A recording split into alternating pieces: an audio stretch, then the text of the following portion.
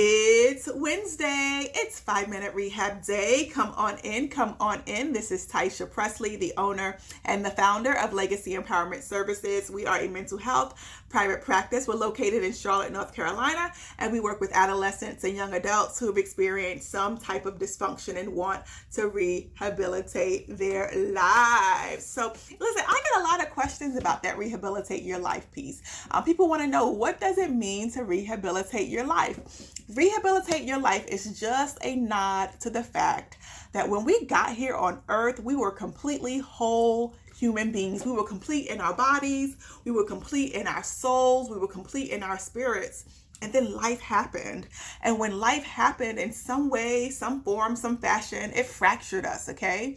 And because of those fractured, it made us either look at ourselves or actually be a little bit different than when we were placed here on earth. And the whole process of rehabilitating your life is just getting you back to where you were, kind of getting you back to factory settings, so to speak.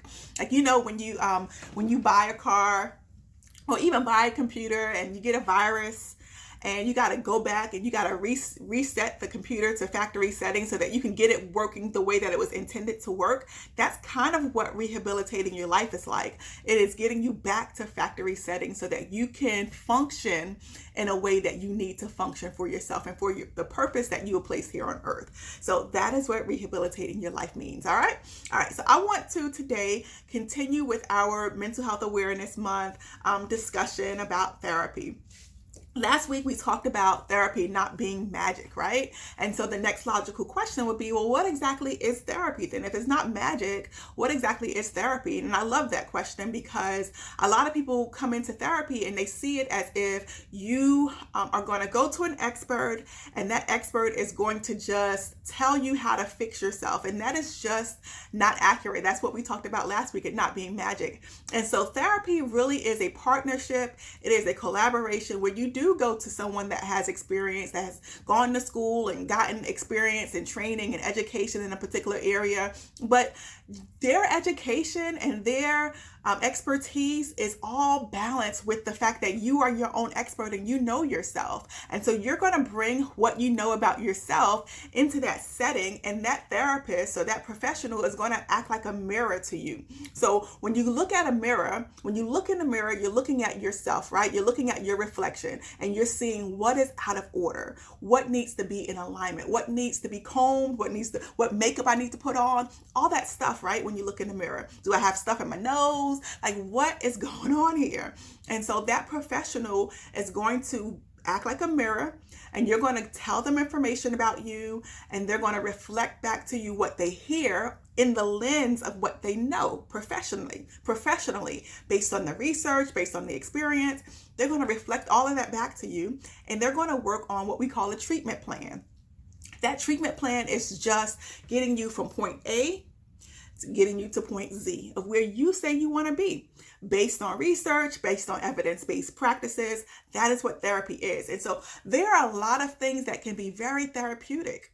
Talking to your friends can be therapeutic. Riding in the car really fast can be therapeutic. Listening to music really loud can be therapeutic. Dancing can be therapeutic. Like, all these things can be therapeutic. But the difference is that you have that treatment, that professional working on that treatment plan with you, getting you and moving you along in your goals. And so that's the major thing. Now, and I hear a lot of people say, well, how do I know how to select a therapist?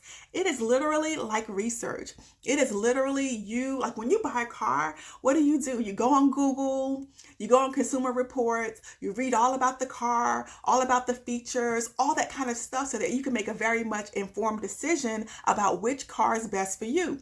It's the same thing with therapy. There are lots of modalities of therapy that you can Google. You can see which one best meets your needs. There are a lot of counselors that you can call. You can actually research them online via Psychology Today, Therapy for Black Girls, Clinicians of Color. Like, there are lots and lots of methods of finding out and meeting different therapists. And so then what you do is you call them and you consult with them. Every therapist has a consultation process. So you call them and you consult with them and you say, these are the things that are problematic in my life. These are the things that I need help with. How can you help? That therapist will say, well, I specialize in this area, and you know that because you Googled it.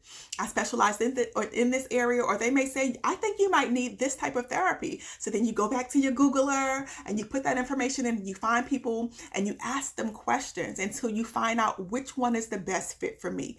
And then you practice with them. You call them, you actually have a session with them. And if it's not a good fit, then you move on and you find another person until you find a good fit for you. And that is what the therapy process is like. I want to know from you, have you considered therapy? And if you have considered therapy, what steps have you taken to meet the therapeutic match or partner for you? I want you to drop that in the comments below. And as always, I will see you next week.